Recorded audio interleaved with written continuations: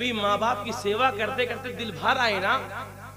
और तुम सोचो कि हम माँ बाप की खिदमत बहुत कर चुके हैं, अपनी कमाई लुटा चुके हैं, कभी दिल में ये ख्याल आए ना तो मेरी ये बात याद रख लेना। अगर कभी माँ को ये ताने मारना हो ना, बाप को ये ताने मारना हो ना कि हमने तुम्हारे साथ बहुत कर दिया अब नहीं करेंगे, तो माँ का ये वाकया याद कर लेना। फॉरेन कंट्री में सीरिया के अंदर जब एक जगह बम ब्लास्ट हुआ, मलबा गिरा, तो मलबा गिरने के बाद उस मलबे में एक औरत दब गई। राहत कर्मियों ने मलबे को हटाया,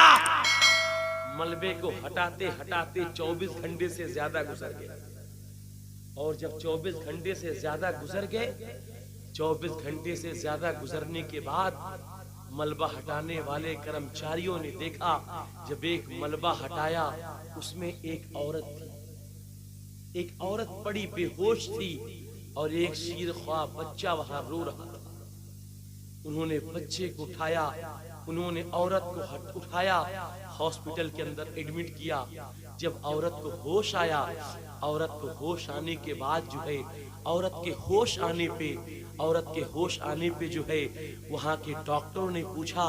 ए औरत तू बता, तेरी कहीं चोट नहीं लगी है, तुझे और कोई तकलीफ नहीं है, तेरे बदन कोई हिस्सा टूटा नहीं है, लेकिन तू ये बता तेरे हाथ की ये 10 उंगलियां जख्मी क्यों हैं? ये तेरे 10 हाथ की उंगलियां कैसे जख्मी हो गई? तेरे बदन का और कोई हिस्सा तो जख्मी नहीं हुआ, तेरे बदन का और कोई हिस्सा तो तकलीफ में नहीं आया, ये तेरे 10 उंगलियां कैसे जख्मी हो गई? अल्लाह अल्लाह, जब डॉक्टर ने पूछा, वो औरत तो नहीं बताना चाह रही थी, लेकिन जब डॉक्टर ने बार बार पूछा, डॉक्टर ने बार बार असरार किया, जब तेरे सर पे चोट न लगी, जब तेरे हाथ में चोट न लगी, जब तेरे पैर में चोट न लगी, जब तेरे बदन में चोट न लगी, तो तेरे ये 10 उंगलियां में कैसे चोट लग गई? जब डॉक्टर ने बार बार पूछा, तो डॉक्टर के पूछने के बाद जो है वो औरत बयान करती है, डॉक्टर साहब सुनो ना, मैं घर में अपने बच्चे के साथ थी, मेरा शीरख्वार बच्चा मेरे साथ था और मेरे बच्चा मेरे साथ था,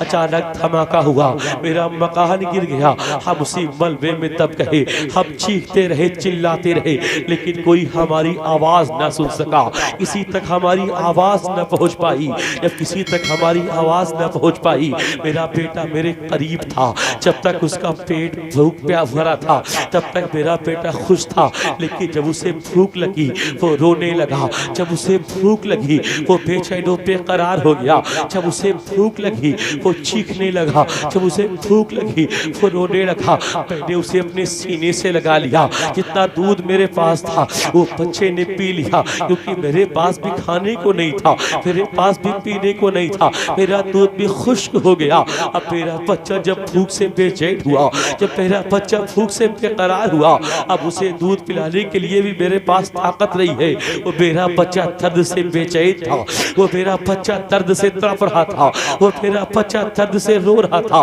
उसकी सबालें सूख गई थी, उसकी सबालें लपट रही थी, वो चंद दो चंद लम्हे का मेहमान था, वो लम्हे दो लम्हे का मेहमान था, उसकी भूख मुझसे नहीं देखी जाती है, क्योंकि एक माँ भीख तो मांग सकती है, एक माँ दर बदर की ठोकरें तो खा सकती है, एक बात दूसरे के घर चूल्हा बर्तन कर सकती है, एक बात दूसरे की गुलामी कर सकती है, एक बात दूसरे के यहाँ संडास साफ कर सकती है, एक माँ अपने शौहर के मार खा सकती है, अपने सास ससुर के ताने सुन सकती है, जमाने के ताने सुन सकती है, उसे तो वो बर्दाश्त कर सकती है, लेकिन औलाद की भूख बर्दाश्त नहीं कर सकती है, औलाद की प्यास बर्दाश्त नहीं कर सकती है। कहा जब मैंने अपने बच्चे की जो है सूखी ज़बान को देखा, सूखी ज़बान को देखने के बाद जो है मेरे दिल में ख्याल आया, करूं तो क्या करूं, ये मेरा बेटा दम तोड़ देगा। जब मुझे कुछ समझ में नहीं आया, मैंने पत्थर उठाया, पत्थर उठाने के बाद जो है मैंने अपने छिंगली वाली उंगली पे मारा,